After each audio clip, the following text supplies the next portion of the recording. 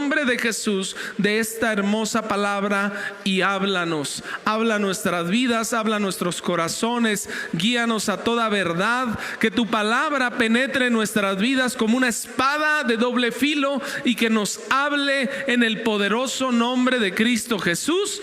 Amén.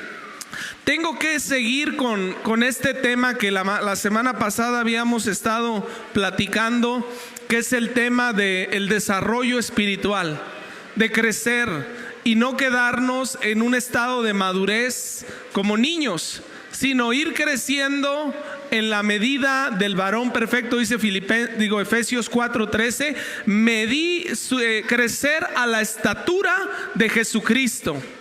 El propósito de que Dios lo salve no nada más es que usted se vaya al cielo. Si nada más ese fuera el propósito, usted se salva y se muere. Pero Dios tiene un propósito maravilloso, que usted y yo reflejemos a Jesucristo a través de nuestra vida en todos los aspectos, en su manera de vivir, de hablar, de tratar a otras personas, en su manera de trabajar, en su manera de hacer todo, refleje a Jesús. Y esto no es de la noche a la mañana, esto no es con una imposición de manos y una oración nada más. Esto es un proceso de crecimiento y de madurez. Ponme la diapositiva donde están las etapas de la madurez. Con esa vamos a arrancar. Hoy quiero hablar principalmente de la segunda etapa de madurez, pero quiero darle un recuerdo rápidamente. ¿Se acuerda la etapa 1? Etapa 1 es el reconocimiento de Dios. Usted conoce de Jesús y entiende que hay un Dios. Lo reconoce a Jesús como el Hijo de Dios, el Salvador, que vino, murió, resucitó, está sentado a la diestra del Padre, ahora ha enviado a su Espíritu Santo. Jesús no está físicamente entre nosotros, pero su Espíritu está entre nosotros. Él ha prometido que donde 2 o 3 estemos en su nombre, ahí va a estar. ¿Cómo está Jesús? A través de su Espíritu. Su Espíritu Santo. Por eso enseñamos tanto del Espíritu Santo, porque el Espíritu Santo es una persona, es Dios y es el Espíritu de Jesús y es el Espíritu del Padre morando a través de nosotros. Por eso es tan importante el reconocimiento de Dios. Cada una de las rayitas que vamos viendo son crisis. Usted va a enfrentar crisis, procesos al llegar a Cristo, al madurar, al crecer. Tiene que enfrentar crisis para poder avanzar a la siguiente etapa que Dios tiene para usted. Así es que debe de entender esto. La vida cristiana es una vida de crisis, problemas, dificultades, enfermedades. Cristo lo dijo en San Juan 16:33, en el mundo tendrán tribulaciones, pero confíen, yo he vencido al mundo. Así es que si usted está enfrentando crisis, alégrese. Dice en Santiago 1:2, tener por sumo gozo cuando se encuentren en diversas pruebas. O sea, alégrate porque algo bueno viene. Cada crisis trae la semilla de algo bueno para tu vida. Trae un crecimiento, trae una promoción, trae un ascenso para tu vida. Después viene la etapa 2, la vida del discipulado, que es la que vamos a hablar el día de hoy. La etapa 2, mire, yo le preguntaba, hice un mero sondeo, así como no queriendo, ¿en qué etapa vas de tu madurez? ¿Verdad? Entonces hubo alguno que otro que ya se siente en las 6, ¿verdad? Y otros ya andan volando. Entonces vamos a darnos cuenta que ni siquiera hemos pasado ni de la 2. Hoy yo me voy a dar cuenta que ni siquiera de la etapa 2 he pasado. Ya me siento volando en las 6, ¿verdad? Yo ya trascendí, hermano. Algunos dicen, ¿verdad? Yo ya trascendí. Etapa 3, vida productiva. Cuando empiezas a dar fruto para Dios, produces, ¿sí? Etapa 4, el viaje hacia adentro. ¿Se acuerdan que les dije que empezamos a cuestionarnos todo acerca de nuestra fe? Y viene una serie de dudas, de preguntas acerca de nuestro conocimiento, nuestro servicio, nuestra asignación. Y nos enfrentamos con un muro donde tenemos que sanar o estancarnos. sanar las cosas más oscuras de nuestra vida, todas las heridas del alma que traemos, traumas de la infancia. Todo tiene que salir en ese muro si queremos pasar al viaje hacia afuera. Que se acuerdan que también hablamos, ¿verdad? Es un momento donde aquella persona ya su vida se dedica a un servicio por amor, un trabajo por amor, ya no hay un afán, ya esta persona está sirviendo y viene una vida de trascendencia, donde deja un legado. Va a dejar un legado. Su misión es dejar un legado en la vida de las demás personas. Muy bien, entonces la etapa 1, pues la mayoría de nosotros ya, yo creo que si estamos aquí es porque reconocemos que Jesús es Dios, es porque reconocemos que hay un Dios y reconocemos que hay un Espíritu Santo. Hay una etapa donde ya todos empezamos y anhelamos aprender más de Dios, por eso estamos aquí. Vamos a pasar a la etapa 2, que es en la que hoy me quiero enfocar y no perder mucho el tiempo, ¿verdad? Etapa 2 es la etapa del discipulado. Si tienes por ahí la diapositiva previa, la de la semana pasada, donde dice etapa 2, vida de discipulado, que viene como el resumen. Dice, aprendiendo acerca de Dios, ¿sí? Es una vida de discipulado. Aquí los creyentes, aprendiendo acerca de Dios. Pertenecemos a una comunidad. Eso se los dije. Usted puede conocer a Jesús sin una comunidad, pero usted no puede crecer en Jesús sin una comunidad. Necesita un grupo, necesita una familia para poder crecer en Jesús. Necesita que aquí lo van a pulir. ¿Quién lo va a pulir? Los hermanos. Aquí lo van a ofender, aquí lo van a traicionar. Y si no, lea el libro de los Hechos para que vea cuántos problemas, pleitos. Dice que hubo un pleito no menor entre Pablo y Bernabé, y se dijeron adiós y andaban predicando y llenos del Espíritu Santo y ungidos y veían milagros y veían sanidades. Pero Pablo era como yo, ¿verdad? Pelón. Pablo era como yo, estaba pelón, y como que los pelones se nos cae el pelo de corajes, somos muy enojones. Y Pablo explotó con Bernabé por un muchacho que llevaban que se llamaba Juan Marcos, ¿sí? Y no dice la palabra, pero a lo mejor hasta se dieron uno que otro. No dice nada, pero hubo una discusión no menor. Se pelearon, se separaron, ¿sí? En la comunidad te ayuda a crecer, porque aquí es donde el Señor te enseña a amar a tu prójimo. Aquí es donde el Señor te enseña a trabajar la unidad. Y entendemos que la unidad no es uniformidad. O sea que no todos están igual, no todos vamos al mismo nivel, no todos maduramos igual, no todos sanamos igual. Todos somos diferentes, pero tras una misma fe, una misma esperanza, un mismo Dios, un mismo Espíritu. Esa es la unidad. Nos une la sangre de Cristo. Y esto abarca todavía aún más, ¿sí? A los católicos, a los presbiterianos, a los luteranos, a los ortodoxos, nos une la sangre de Cristo. Y yo a lo mejor no comparto algunas ideas con ellos, o ellos no comparten unas ideas conmigo, pero nos une la sangre de Cristo. Y esto está todavía más allá de mis prejuicios, de mis ideas. Si a ti te salva la sangre de Cristo, eres mi hermano. Y allá en el cielo lo vamos a ver. Allá en el cielo, ¿verdad? Va a estar mucha gente que pensamos que no iba a estar. Ah, caray, pues si tú eres católico. Ah, caray, pero si tú eres Mire, nos une la sangre de Cristo. Y a veces lo que nos separa son nuestros prejuicios, nuestras ideas, ¿sí? Ok, la comunidad te ayuda a crecer. Tienes que pertenecer a una comunidad para tener una vida de discipulado. Para eso son los cursos alfa. Ahorita estamos por terminar un curso alfa de jóvenes y empezamos cursos alfa para adultos. El hermano Juanito, el Espíritu Santo lo empujó a hacer un curso alfa para sus familiares, ¿verdad? Y por ahí nosotros vamos a empezar cursos alfas para adultos en este segundo semestre del año. Porque usted necesita pertenecer a un grupo pequeño. No tiene que ser amigo de todos, pero sí necesita pertenecer a un grupo donde usted aprenda la fe, aprenda el trato, haga amistades diferentes, gente con visión de reino, con hambre de Dios, no con hambre de chelas, no con hambre de pachanga, ¿sí?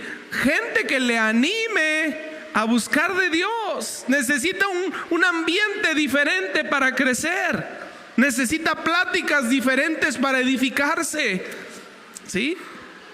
Luego mis amigos nada más hablan doble sentido, malas palabras, ¿sí? Cuando yo me junto con médicos nada más hablan de medicina y de pacientes y de muertos y de gente que está enferma y malas palabras y albures. Eso es lo que se oye entre los médicos. Entonces, pues no me edifica, no me ayuda a crecer. Entonces muchas veces no me junto con mis compañeros médicos, porque también siempre hay vino. Entonces necesito un grupo que me ayude a crecer, un grupo que me ayude a edificarme. Y ahorita los jóvenes están viendo esto en el curso alfa, cómo han llegado muchachos que no hablaban con nadie, tímidos, totalmente tímidos, que no tenían un solo amigo. Y al llegar a un curso, a una comunidad, empiezan a abrirse y a platicar. Vida de iglesia, pertenecer, aprender y aportar. La vida del discipulado es donde tú empiezas a aportarle a la obra de Dios de tu vida, de tu tiempo, de tus recursos. Entiendes que el recurso más valioso que puedes tener es tu tiempo. Es tu tiempo, no es el dinero, porque el tiempo se nos está acabando. Entonces, empieza a aportar tiempo, empieza a aportar recursos, empieza a aportar dinero. La vida de discipulado es cuando regularmente te cae el 20 y dices: yo tengo que ofrendar, yo tengo que diezmar a la obra de Dios, porque Cristo dio su vida por mí. Este estancamiento te haces legalista, te haces moralista, te haces dogmático si te llegas a estancar en esta etapa y piensas que solamente tú y tu iglesia y tus pensamientos tienen la verdad absoluta y empiezas a criticar. Por eso te haces legalista, juzgas a los que no están en tu mismo nivel de crecimiento, criticas a los demás, hablas de los demás, y eso provoca estancamiento en mi vida. Ahora sí, vámonos a la siguiente. Vida de discipulado, etapa 2 de la nueva. Vida de discipulado. Muy bien. La vida de discipulado se trata de no solamente ser un creyente en Jesucristo, no solamente de quedarme en la etapa 1, creo que hay un Dios, uno único, el Hijo de Dios, Jesucristo, creo en el Espíritu Santo. No, se trata de convertirse en practicantes, en hacedores, no solamente conocedores de la palabra, sino ya en gente que pone por obra lo que sabe. Una vida de practicantes. Creyentes no son discípulos. Un creyente no es un discípulo de Jesús. Es una persona que cree, pero no ha trabajado en su vida de discipulado, ¿sí? No son practicantes. Santiago 2:19, este versículo está fuerte. Santiago dice: ¿tú crees que Dios es uno? Bien haces. También los demonios creen y tiemblan. O sea, los demonios hacen más caso, ¿sí?, que Dios. Digo que perdón, que la gente a veces, a veces que la gente, los demonios hacen más caso. Hay personas que no hacen caso para nada y a veces el demonio obedece más, que dan ganas de decirle: demonio, métete en la vida de este para que se mueva de la silla, para que mueva el carro, y después te sales. Porque el demonio obedece más, ¿sí?, que a veces nosotros como creyentes. Entonces, no significa por ser creyente que yo sea un practicante. Lucas 6:38 al 40. Dar y se os dará. Medida buena, apretada, remecida, rebosando darán en vuestro regazo, porque con la misma medida con la que mides, os volverán a medir. Y les decía una parábola: ¿acaso un ciego puede guiar a otro ciego? ¿No caerán ambos en el hoyo? El discípulo no es superior a su maestro, mas todo el que fuere perfeccionado será como su maestro. Regularmente este versículo a veces lo sacamos del contexto para hablar de la ofrenda. Da y se te dará, medida buena, apretada y remecida. Pero lo que está hablando en el contexto es de perdonar, es de aprender a amar, para que tú puedas ser como tu maestro. De eso se trata la vida de discipulado. El discípulo es un alumno dedicado de su maestro. Es una persona que quiere desarrollar el carácter del maestro. Para que sea, tiene que aprender a dar perdón, a dar compasión, a amar al prójimo. Por eso el Señor le dice: si tú pones la otra mejilla, al que te quita le das. Si te pide la capa, le das también la túnica. Si te pide caminar una milla, camina la segunda milla por amor. Tú da, y dice el Señor, vas a ver que no te quitaron. Cuando tú das, yo te voy a regresar medida buena, apretada, remecida, van a poner en tu regazo. ¿Sí? Y habla de esto, ¿verdad? El discípulo no es superior a su maestro. ¿Qué significa esto? Que vamos a aprender a la medida del maestro, el maestro de maestros, Jesucristo. Ese es nuestro deseo, anhelo. Si me sale alguien aquí, un maestro que diga yo soy superior a Jesús, pues me saco una foto con él, ¿no? No sé, pero no hay nadie que haya alcanzado ser superior a Jesús como un maestro. Él es el maestro. Dice: no llamen a otro maestro, maestro hay uno, y es Jesús. Él es el maestro de maestros. Mas todo el que fuere perfeccionado será como su maestro. Esa es la vida de discipulado, ser perfeccionados. Y cuando la Biblia habla de ser perfeccionados, no habla de hacer todo perfecto, de poner todos los estantes perfectos, que la casa esté rechinando de limpia, de perfecta, de que yo haga todo perfecto. No se trata de ser perfeccionistas. Cuando la Biblia habla de ser perfecto, habla del carácter que va siendo perfeccionado a la medida de Jesús. Parecernos más a Jesús habla en el marco del amor.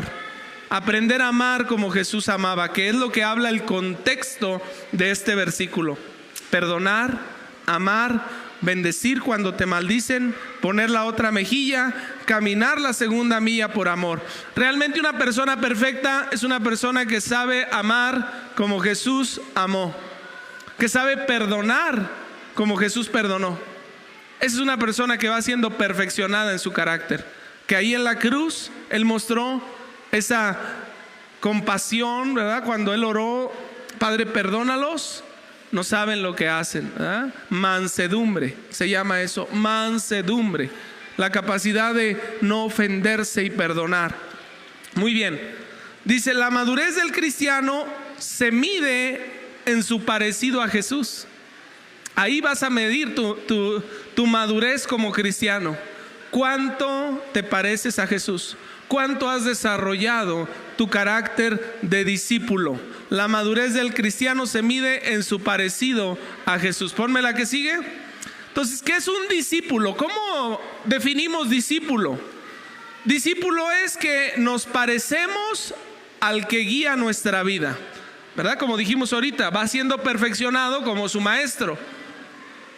La meta del discípulo es parecerse cada día más a su maestro. No hay más. Tomamos la forma de aquello que contemplamos. Imagínense si nos la pasamos todo el día contemplando el celular. Empezamos a adquirir las mañas, las formas, la manera de hablar de TikTok, ¿verdad? Queremos ser TikTokers y todo de Instagram. Jesús es mi Salvador, Señor, proveedor, protector y más. Pero si quiero madurar, necesito seguirlo como mi maestro que me enseña a vivir. Necesito aprender de Jesús para que me enseñe a ser un padre, para que me enseñe a ser un buen hijo, para que me enseñe a ser un buen trabajador, un buen servidor, un buen esposo. Yo necesito que los principios de Jesús me cambien toda mi manera de pensar. Eso es ser un discípulo, un estudiante devoto de su maestro. Y algunos ya nos creíamos en la etapa 6 y nos vamos dando cuenta que apenas vamos aprendiendo de la etapa 2. Ponme la que sigue. Mire, los niños judíos en aquel tiempo, de los 6 años a los 13 años, los metían en una escuela que se llamaba el Bet Sefer. El Bet Sefer, ahí aprendían el Pentateuco de memoria. Algunos no saben ni qué es el Pentateuco, ¿eh? Génesis, Éxodo, Levítico, Deuteronomio, Números, de memoria, lo recitaban, lo musitaban, lo cantaban. En el principio creó Dios los cielos y la tierra estaba desierta, y el Señor, el Espíritu de Dios, se movía sobre las aguas. Eso lo recitaban de memoria.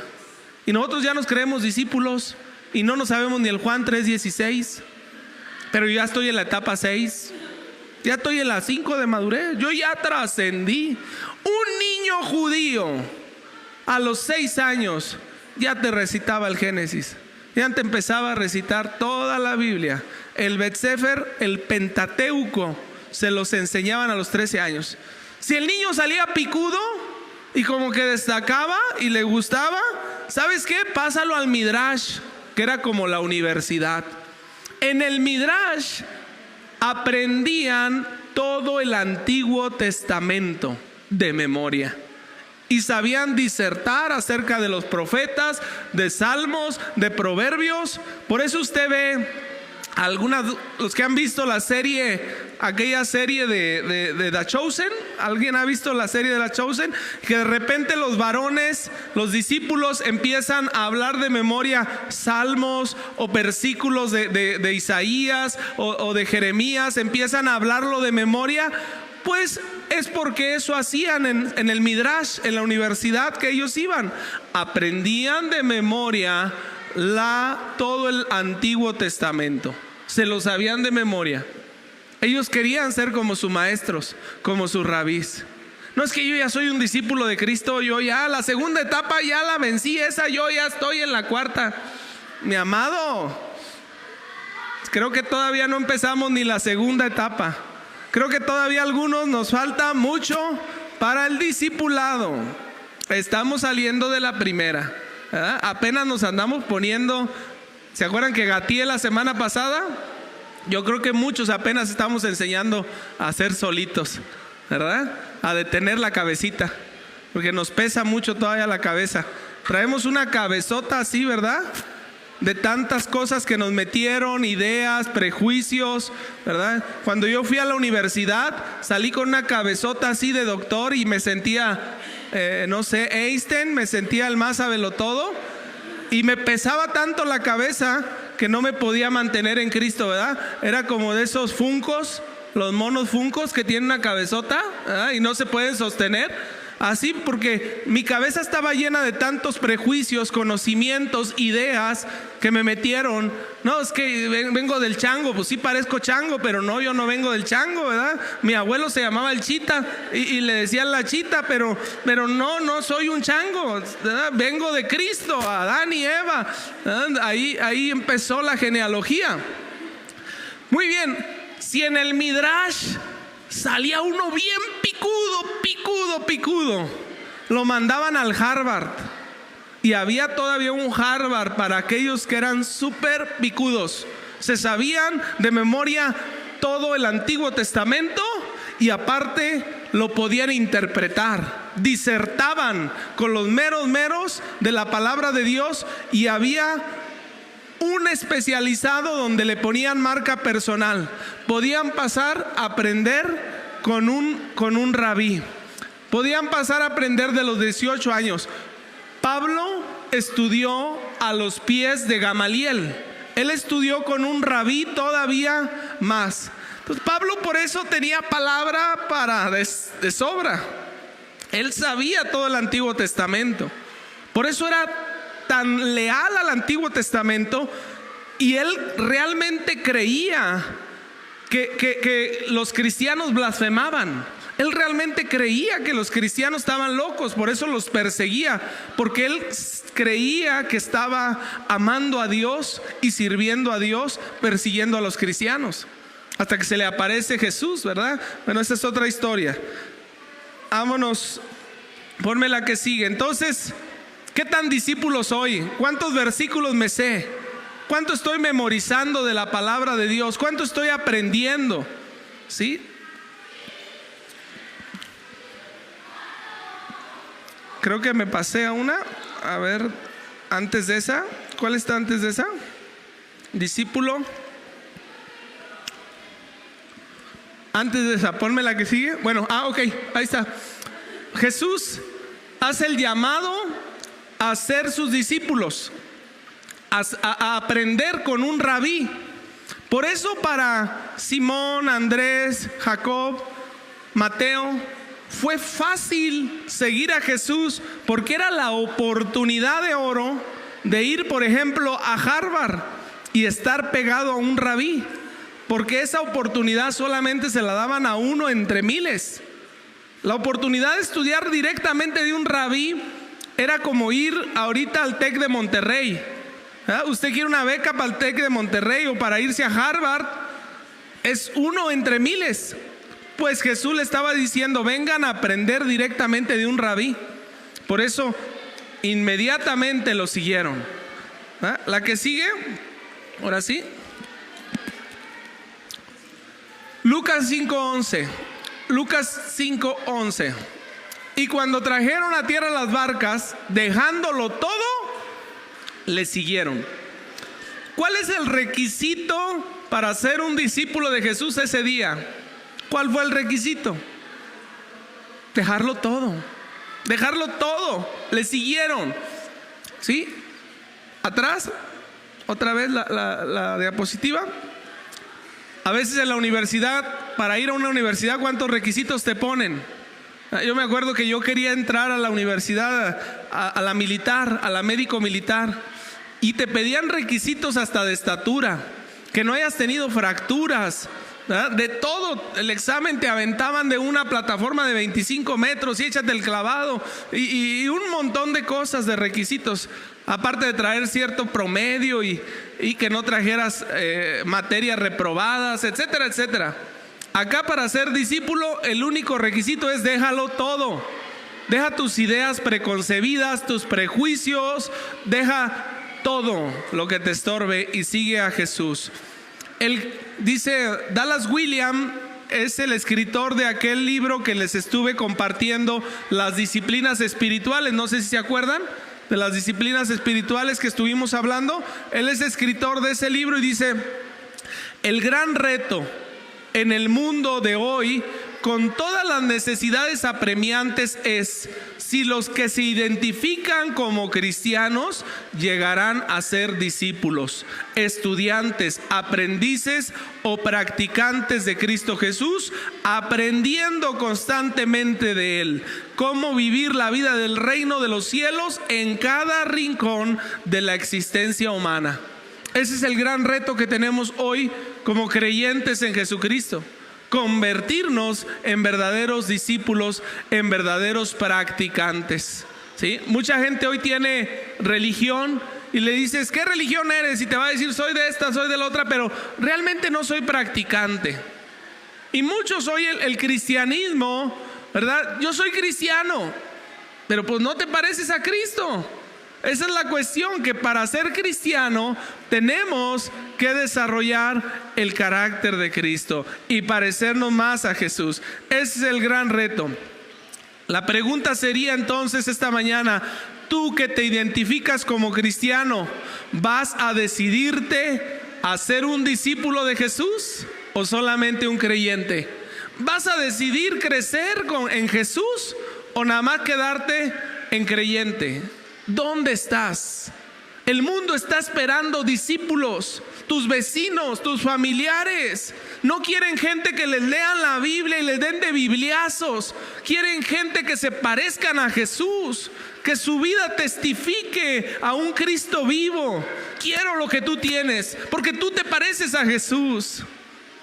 Por eso Gandhi lo dijo: me gusta Cristo, pero no me gustan los cristianos, porque no se parecen a Cristo. ¡Qué vergüenza! ¡Qué vergüenza que a veces digan eso de nosotros! Me gusta lo que Cristo dijo, pero yo no veo a cristianos. A veces los vacunamos del cristianismo. Cuando nos conocen a los cristianos realmente como somos, a los que nos decimos cristianos, quedan vacunados, generan anticuerpos contra el cristianismo y te dicen: no, yo no quiero saber nada de los cristianos. A mí me dijo una paciente: ¿usted es pastor? Pues bueno, le digo, yo no soy ordenado, pero sirvo a Dios. Yo me casé con un pastor y estaba pelón como usted. Bueno, estaba pelón, lo conocí al pelón ese. Dice: me desgració la vida, me humilló tanto, me sobajó la vida. Fue lo peor que a mí me pasó, vivir con ese pastor. Y ya me dijo dónde vive. Sí, lo conozco. Le digo: él no es pastor, él se autonombró pastor, él no tiene llamado. Ese tipo vio dinero en una iglesia y dijo: de aquí soy, lo conozco. ¿Sí? Y hasta les digo dónde está. No es pastor. Le dije: no es pastor. ¿Sí? Y quedó la señora vacunada contra el cristianismo. Ella no quiere saber nada de los cristianos, nada, porque no es un discípulo. Y hay muchos que ni son discípulos y ya quieren empezar a hacer algo que es que para Dios, que voy a poner una iglesia, que voy a poner un grupo, que voy a llevar a gente a predicarle. Mi amado, si ni siquiera has pasado de la etapa 2, no reflejas a Jesús, sigues peleando con todo mundo, no perdonas a nadie, te dicen algo y te prendes como cerillo y peleas con todo mundo. A nadie le pones la otra mejilla. Eso no es un cristiano. A lo mejor eres creyente y tienes años estudiando la Biblia. A lo mejor ya pasaste el Bet-Sefer, pero todavía no te llega la revelación. Cuidado con muchas personas que hoy se dicen cristianos. Hoy mucha gente se dice cristiano y no lo son. Son creyentes de Jesús, pero un cristiano es el que refleja a Jesús, el que se parece a Jesús. El discípulo de Jesús es un verdadero cristiano. Ese es un cristiano. Entonces, ¿en dónde voy? Eso es lo importante, ¿verdad? También acá donde voy ya me perdí. ¿Dónde voy? El mundo está esperando que se manifiesten los verdaderos cristianos. Hoy ya nada más tengo 10 minutos. Discípulo es un estilo de vida. Primera de Corintios 11:1. Ser imitadores de mí, así como yo soy de Cristo, dice Pablo. Para que tú puedas ser discípulo, tienes que ser un imitador de Jesucristo, vivir como Jesús. Filipenses 3:17, me voy a ir más rápido, ahí les encargo. Vámonos más rápido. Amados hermanos, tomen mi vida como modelo y aprendan de los que siguen nuestro ejemplo. Le dice Pablo, ¿verdad?, a la iglesia de Filipenses: mi vida sea un ejemplo, un modelo de Jesucristo. ¿Cuántos podríamos decirle a nuestra familia, a nuestros vecinos, en el trabajo: ¿quieres conocer a Jesús? Vive como yo. Yo soy un modelo de Cristo. Pablo sí tenía esa autoridad espiritual, moral, para vivir lo que él predicaba y poderle decir a las personas: ¿quieres ser como Jesús? Aquí tienes un modelo. Hebreos 13:7. Acuérdense de los líderes que les enseñan la palabra, o los pastores, ¿verdad?, que les enseñaron la palabra de Dios. Piensen en todo lo bueno que haya resultado de su vida y sigan su ejemplo de fe. Mire, usted tiene que aprender de sus líderes su fe. Si usted quiere discipularse, tiene que pegarse a sus líderes. En este caso, nosotros tenemos un equipo de liderazgo, de discipulado, ¿verdad?, por así decirlo, donde usted se acerca y va aprendiendo de nosotros para que usted pueda crecer. ¿Sí? Yo quiero aprender de usted, júntese conmigo. Venga a las reuniones, venga a la oración. Júntese si usted quiere aprender discipulado. No se aprende a larga distancia. Tenemos un montón de actividades. ¿Sí? Y usted quiere crecer, tiene que juntarse con su maestro. ¿Sí? No hay tal como que Jesús les decía a los discípulos, ¿verdad? ¿A dónde vas a ir? Voy contigo. No, ¿a dónde vas a ir, Jesús? Yo te sigo. Yo te sigo. No existe la palabra discipulado en la Biblia. Me convierto en un discípulo imitando la fe, la conducta de Jesús y de la gente que Dios pone en mi vida como mentores. Yo aprendo de ellos. ¿Sí? Hoy en día tú puedes aprender tanto de las redes sociales, puedes estar viendo estudios bíblicos, puedes estar viendo prédicas, pero para tú crecer realmente necesitas pegarte a gente que está creciendo en Dios. Cómo vive, cómo trabaja su esposa, cómo vive en su trabajo, cómo vive con sus vecinos, cómo habla, cómo reacciona cuando va manejando. Tú vas con el discípulo, con el maestro, el líder, y va manejando y se le cierran y todavía se enoja y se la regresa, o se queda callado, o bendice cuando lo maldicen. Ahí vas aprendiendo. Muy bien, entonces para ser un discípulo tengo que hacer 3 cosas. ¿Sí? Estas las vamos a ver muy rápido, todavía tengo 9 minutos. Primera, estar con Jesús. Tienes que pasar tiempo con Jesús. Hechos 4:13. Hechos 4:13, vámonos. Entonces, viendo el denuedo de Pedro y Juan y sabiendo que eran hombres sin letras y del vulgo, se maravillaban y les reconocían que habían estado con Jesús. Cuando tú pasas tiempo con Jesús, te empiezas a parecer, a hablar con Jesús. Te interesa lo que a Jesús le interesa. Te interesan las almas, te interesa su iglesia, te interesa su obra. Quieres hacer lo que Jesús quiere que se haga. Estas personas decían, pues si estos no estuvieron en el Midrash, estos creo que se salieron de la primera escuelita, ¿verdad? Del Betsefe, ahí se salieron, estos no se sabe ni el antiguo. Pero se maravillaban y reconocían que habían estado con Jesús. Lo reconocían por su manera de hablar, por el denuedo con el que hablaban la palabra de Dios. La que sigue, o vuélveme ahí mero. Si eres un discípulo, tu principal preocupación es estar con Jesús. Eso fue una prédica y lo di hace unas 2-3 semanas. Una cosa es de la que te tienes que preocupar. Marta, afanada y turbada, una cosa es la que hay que preocuparse. Y María la encontró: estar a los pies de Jesús. Una cosa he demandado del Señor. Si tú quieres ser un discípulo de Jesús, de una cosa te tienes que preocupar: pasar tiempo con Jesús, pasar tiempo con el Espíritu Santo. Acuérdese, ahorita ya no está Jesús físicamente, está el Espíritu de Jesús. Donde están 2 o 3 está el Espíritu de Dios, que es el Espíritu de Cristo. Dijo Jesús: me voy a ir y enviaré otro Consolador.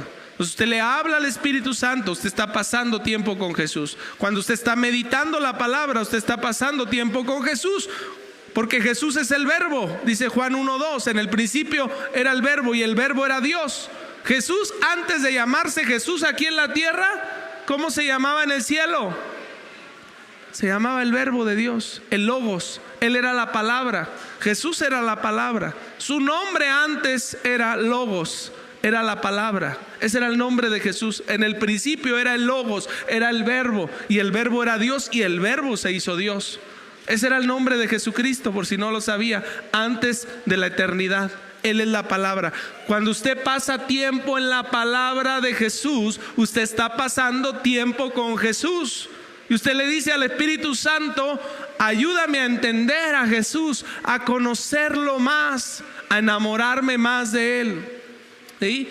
Cuando leo la Biblia, cuando oro, cuando medito a solas con Él, estoy pasando tiempo con Jesús. Usted tiene que practicar la presencia de Dios, aprender a practicar el estar con Jesús. Ponme la que sigue, vámonos. Estar con Jesús. Segundo, si yo quiero ser un discípulo, tengo que ser como Jesús. Ser como Jesús. Hechos 11:26. Y cuando lo encontró, lo llevó a Antioquía. Durante todo un año se reunieron los dos en la iglesia, enseñaron a mucha gente. Fue en Antioquía donde los discípulos se les llamó cristianos por primera vez. Los discípulos de Jesús, de manera despectiva, porque cristiano era un diminutivo de Cristo, como los cristillos esos, ¿verdad? Les decían los cristianillos. Yo me acuerdo que en mi tiempo a mí me decían aleluyo en la secundaria. Cuando yo les empecé a decir el aleluyo ese, ¿por qué? Porque decíamos aleluya siempre, ¿verdad? Aleluya en los cultos. Y me pusieron un montón de sobrenombres y apodos. Y el aleluyo y el cristianillo y el quién sabe qué. Bueno, a ellos en Antioquía, a los discípulos de Jesús, a los que hablaban como Jesús, predicaban como Jesús y vivían como Jesús, les llamaron cristianos. Entonces, si yo quiero ser un discípulo, tengo que ser como Jesús. Devuélveme a la diapositiva, porfis. Sé como Jesús. Un cristiano, un pequeño Cristo. Un discípulo tiene la meta suprema de vivir su vida de la manera en que Jesús lo haría si fuera yo. Se hicieron muy famosas por ahí en los 90s unas pulseritas que decían What do Jesus do? ¿Qué haría Jesús? ¿Sí? ¿Qué haría Jesús? Entonces tú la volteabas a ver y tú te preguntabas cada vez que tenías que tomar una decisión o hacer algo, ¿qué haría Jesús en esta circunstancia? ¿Qué haría Jesús, verdad? ¿Cómo trataría Jesús a mi esposa? Si yo estuviera peleando con ella, ¿le grito? ¿La golpeo? ¿La maltrato? ¿Le saco todos los trapitos al sol? ¿Sí? Jesús no haría eso. ¿Sí? ¿Qué haría Jesús si se le cierra un borracho en el camino? ¿Le mentaría a la mamá? ¡Pi, pi, pi, pi! No, ¿verdad? ¿Qué haría Jesús en el trabajo si mi jefe me está regañando? Y sí, jefe, voy a aprender, voy a hacer las cosas mejor, perdón, voy a aprender. ¿Qué haría Jesús? Jesús lo haría con excelencia, Jesús lo haría con sabiduría, Jesús le pediría dirección al Espíritu Santo antes de hacer cualquier otra cosa. ¿Qué haría Jesús? El carácter de Jesús, Gálatas 5, 22 y 23, el carácter de Jesús. Mas el fruto del Espíritu es amor, gozo, paz, paciencia, benignidad, bondad, fe, mansedumbre, templanza. Contra tales cosas no hay ley. Una persona que pasa tiempo con Jesús, estando con el Espíritu Santo, el fruto, la semilla que Dios ha puesto en nuestra vida, del fruto va a crecer, va a madurar, va a desarrollar fruto, amor, gozo, paz, paciencia. ¿En qué vas a reconocer un cristiano? Dice Jesús, en esto sabrán que son mis discípulos, si tienen amor, si dan fruto, si desarrollan carácter. En eso se van a aparecer. No en que se sepan la Biblia de memoria, no en que hablen aleluya, gloria a Dios, que hablen en lenguas, que tengan dones, que sanen a los enfermos, que hagan milagros.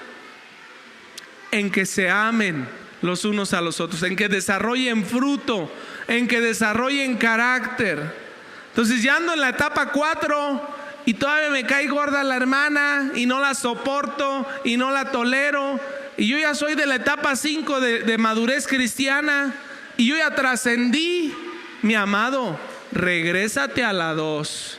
Porque no has pasado a las 5 ni a las 6. Ya les dije que no se pasa de una a otra si no he pasado. De la 1 no puedo pasar a la 6. De la 2 no me puedo brincar a la 4. Dios nos lleva de pasito a pasito, de gloria en gloria, de poder en poder, paso a paso. No te va a catapultar a otra fase si no has pasado de esta. ¿A qué sigue? Muy bien. Ay, ya se me está acabando el tiempo. Vámonos. Entonces, todo esto es con la ayuda del Espíritu Santo. Todo esto es con la ayuda del Espíritu Santo, ¿sí? La enseñanza para ser discípulo necesita práctica y necesita comunidad. ¿Dónde vas a aprender o practicar el perdón? Aquí, mi amado, aquí te van a ofender, aquí te van a traicionar. Tu comunidad, aquí. Dice Santiago 3, 1 y 2, porque todos ofendemos muchas veces. El que no ofende es perfecto en sus palabras. Y no hay ningún perfecto. Usted me va a ofender, yo le voy a ofender tarde o temprano, ¿sí? Algunos tenemos la cara de ofensa, luego, nada más de vernos la cara nos ofendemos, ¿sí? Nada más de verle, ay, cómo me pela esos ojos. Mira la cara que tiene, ¿verdad? De agrio, de limón. Con eso tiene para ofenderte. Pues aquí es donde el Señor, el Espíritu Santo, te va a redarguir inmediatamente. Ey, cállate, perdona. Ey, vas a sentir el llamado en el Espíritu Santo que te hace redarguirte, te hace sentirte mal, para que perdones rápidamente, para que ames. Requiere comunidad, requiere enseñanza y práctica. El tiempo va avanzando y te lleva a aprender del sufrimiento. El cristianismo se trata de sufrimiento. Si estás aquí para decir, yo ya no quiero sufrir, te equivocas. Vete a pare de sufrir. Pare de sufrir, ¿verdad? Allá le traemos la agüita del monte de Jordán. Y con eso usted se toma un vasito de agüita del Jordán y usted va a quedar sin sufrimiento. No, aquí no es pare de sufrir. Aquí viene a sufrir. Aquí le vamos a abrir las heridas, se las vamos a exprimir, le va a doler. Y después que sane va a venir otra y va a venir otra. Porque en el mundo tendrán aflicciones, ¿sí? Esto se trata de sufrimiento. En Hebreos 5, se los puse la otra vez, 5:8. Dice, si el Hijo de Dios tuvo que sufrir para aprender obediencia, ¿cuánto y más nosotros? La vida es sufrimiento, mi hermano. La que sigue, ya estoy acabando. Para ser discípulo, Juan 14:6, ¿verdad? ¿Qué dice Juan 14:6? Yo soy el camino, la verdad y la vida. Nadie va al Padre si no es a través de mí. Camino, la verdad y la vida. No puedes, regrésame la diapositiva, tener la vida de Jesús si no andas en su camino, viviendo en su verdad. Él nos da la clave aquí, ¿verdad?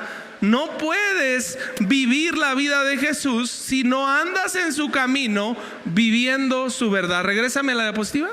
No puedes tener la vida de Jesús si no andas en su camino, viviendo su verdad. La que sigue, ya estoy acabando, es la última. Muy bien. Por último, si quiero ser un discípulo de Jesús, haz lo que hacía Jesús.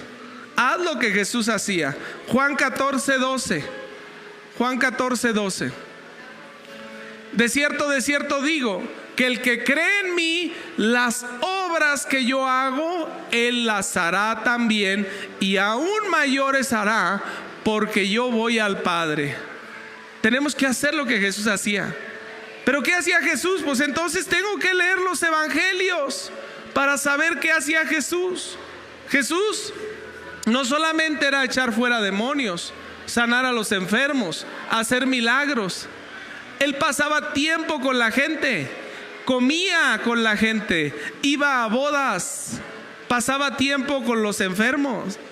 Dice que hasta que sanaba a todos los enfermos, tenía compasión de ellos al ver las multitudes y los sanaba a todos. Hay a veces dicen, ay, fulanito está enfermo. Ay, no, yo no voy, a mí me deprime eso de los enfermos. Ay, no, yo no quiero estar con un enfermo porque me enferma también. Y no te digo que pases todo el día con él, pero si sabes que alguien está enfermo, échale una vueltita, y no en el pescuezo, ¿verdad? Dale una vueltecita. ¿Cómo estás, mi hermano? Vengo a visitarte, déjame hacer una oración por ti. Visita de doctor, 15, 20 minutitos y órale. Y no sabes cómo va a animar esa persona. Échale un mensajito. Jesús pasaba tiempo con los enfermos, ¿verdad? Dice que pasaba toda la tarde y toda la noche y la gente lo seguía. Pues ¿qué hacía Jesús? A veces nosotros decimos, yo quiero hacer las obras que Jesús hacía y quiero orar por los enfermos, pero Jesús daba tiempo de calidad a las personas. Oraba muy temprano. Marcos 1:35. Marcos, levantándose muy de mañana, siendo aún muy oscuro, salió y se fue a un lugar desierto y ahí oraba, muy de madrugada, muy tempranito. Si él era el Hijo de Dios y él sabía todas las cosas y tenía el Espíritu Santo, tenía que levantarse de madrugada a orar para que Dios le revelara lo que iba a hacer. El Espíritu Santo en esas oraciones de madrugada le decía: esta mañana te vas a encontrar con una mujer, ¿verdad? Ciro Fenicia, no le hables a la primera, la vas a ofender, ¿verdad? Dile que el pan es de los hijos y que no es para los perrillos. Y ahí el Espíritu Santo le mostraba: van a venir 10 leprosos, ora por ellos, van a ser sanados. El Espíritu Santo muestra en la oración de madrugada, te va revelando. Si él necesitaba recibir revelación del Padre, ¿cuánto y más nosotros? ¿Cuánto y más nosotros necesitamos tener un tiempo? Si yo quiero ser un discípulo de Jesús, necesito apartar tiempo muy de madrugada para orar, muy tempranito. Todos tenemos cosas importantes en el día, todos tenemos urgencias, todos tenemos una vida bien ajetreada. Pero si sacrificamos lo más importante del día en el altar del urgente, olvídate, ese día no vas a funcionar, no vas a estar bien. Necesitas apartar tu tiempo de oración. La que sigue, ya me perdí. Vuélveme a la diapositiva. A la diapositiva. Ok. Caminaba con la gente, proclamaba el Evangelio, ¿sí? Mateo 28-18 nos manda a hacer eso, proclamar el Evangelio, ¿sí? Hacer sus testigos en Hechos 1:8, ¿sí? Y recibiréis poder, ¿sí? Cuando venga el Espíritu Santo sobre nosotros, Hechos 1:8, ¿sí? Cuando ha venido sobre vosotros y seréis mis testigos en Jerusalén, en toda Samaria, Judea, hasta lo último de la tierra. Algo que nos llama a ser discípulos es ser sus testigos, ¿sí? Y no va a ser testigo de Jehová, va a ser un testigo de Jesús, ¿sí? ¿Qué es lo que va a hacer como un testigo de Jesús? Para proclamar su evangelio. ¿Qué hace un testigo?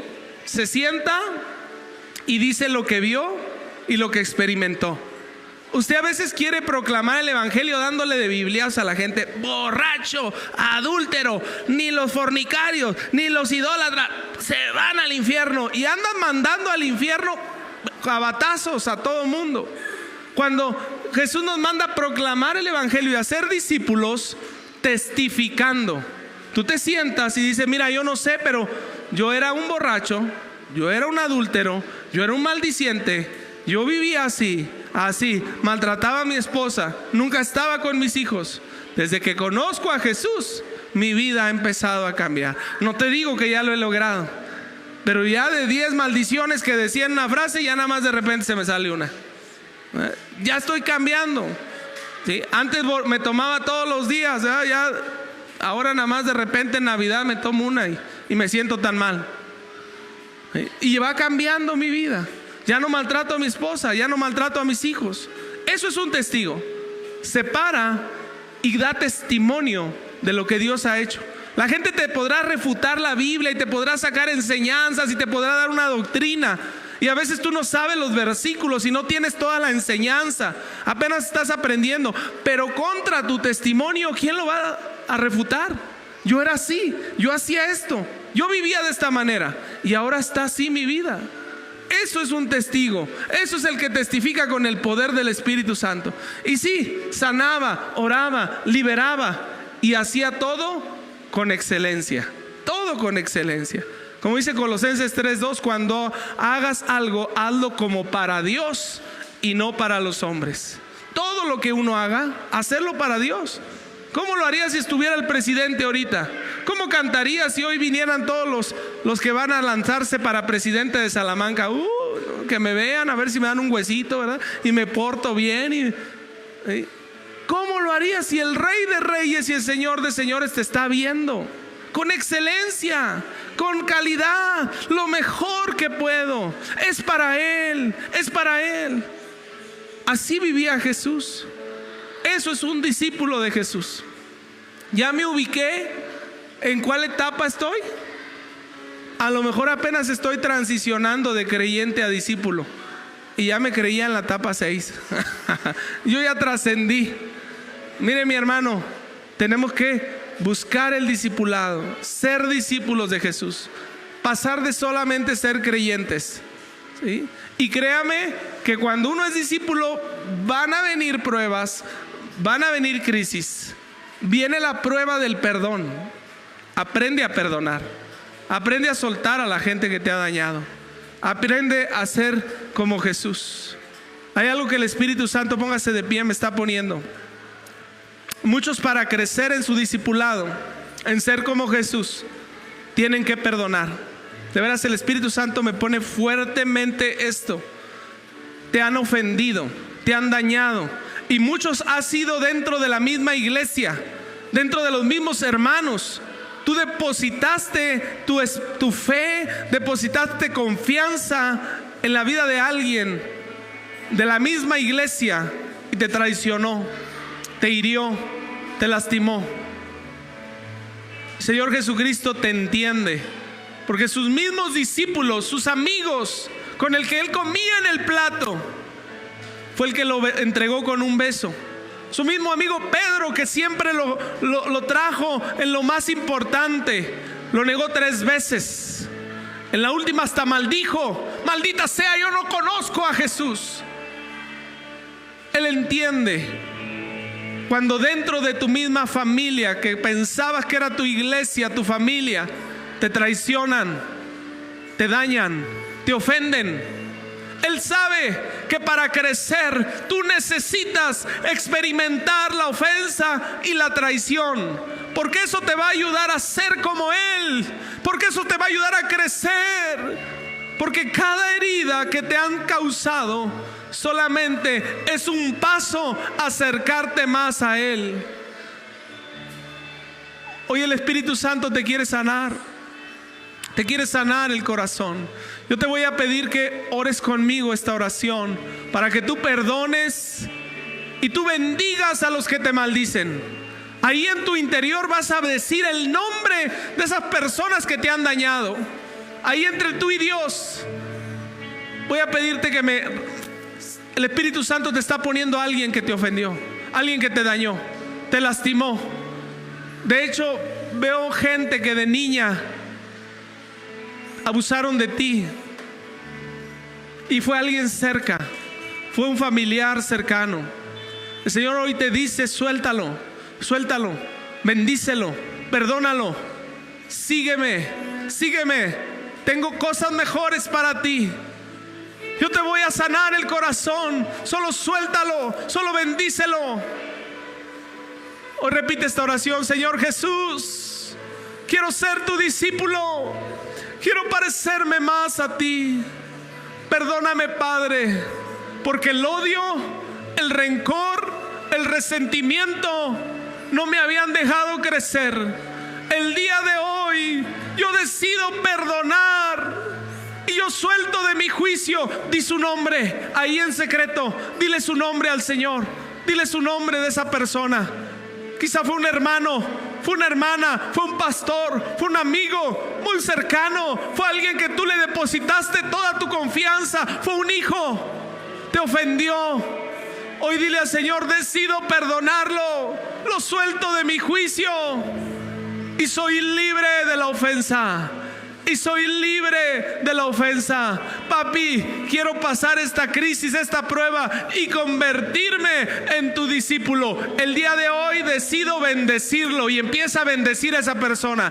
Bendigo su vida con salvación. Ruego que no se vaya al infierno. Ruego que te conozca. Ruego que sea salvo. Ruego que crezca. Ruego por él, Señor, para que sea un discípulo también tuyo. En el nombre de Jesús, yo suelto de mi vida esta carga, este peso de esa gente que me traicionó. Hubo gente que te dañó. Hay gente que te quitó algo muy valioso, muy preciado para tu vida. Hoy perdónala, hoy perdónala, hoy perdónala. No te mereces cargar a nadie. No te mereces cargar a nadie. Si tú quieres ser un discípulo, si tú quieres crecer en Jesús, hoy es el día. Yo voy a amar tu iglesia aunque me ofendan. Yo voy a amar tu iglesia aunque me traicionen. Yo voy a amar tu iglesia, Señor, porque aquí es donde tú me has puesto para crecer. Aquí es donde tú me has puesto para aprender a amar. Aquí es donde tú me has puesto para buscar la unidad de la iglesia de Jesucristo. Hoy bendigo, Señor, a mis hermanos, los católicos. Hoy bendigo a mis hermanos los presbiterianos. Hoy bendigo a mis hermanos luteranos, ortodoxos. A todos los bendigo. A todos los redimidos por la sangre de Cristo. Los bendigo en el nombre de Jesús. Si la sangre de Cristo los lavó, yo los bendigo, yo los bendigo, yo los bendigo en el nombre de Jesús. En el nombre de Jesús.